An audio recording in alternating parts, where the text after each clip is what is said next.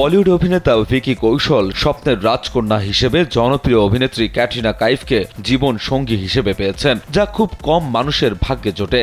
নায়ক বহুবার মুম্বাইয়ের সংবাদ মাধ্যমে সাক্ষাৎকারে অভিনেত্রীর প্রতি তার ভালো লাগার কথা স্বীকার করেছেন। তাদের প্রেমের শুরুটা হয়েছিল করোনা পরিস্থিতির মধ্যে। এরপর 2021 সালের 9 ডিসেম্বর এই জুটি গাঁটছড়া বাঁধেন।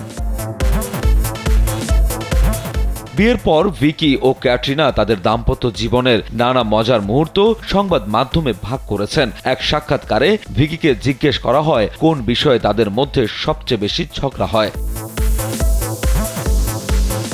দাম্পত্য কলহ নিয়ে ভিকি জানান, তাদের বাড়িতে পর্যাপ্ত জায়গা থাকা সত্ত্বেও ক্যাটরিনার জামা কাপড় রাখার জায়গার কমতি হয়।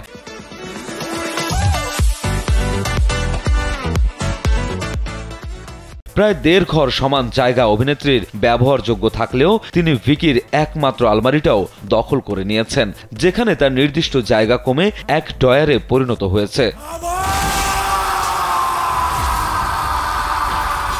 এরই মধ্যে ইউটিউবে প্রকাশ পেয়েছে সাবা সিনেমার টিজ। 1 মিনিট 13 সেকেন্ডের টিজে ভিকিকে দেখে ভক্ত বনে গেছেন সিনেপ্রেমীরা। সিনেমায় অভিনেতা ছত্রপতি সম্ভাজি মহারাজের চরিত্রে অভিনয় করবেন। ছবিটি পরিচালনা করছেন লক্ষণ উতেকর। জনপ্রিয় অভিনেত্রী রাশমিকা মান্দানার সঙ্গে জুটি বাঁধছেন ভিকি। ছবিটি মুক্তি পাবে আগামী 6 ডিসেম্বর।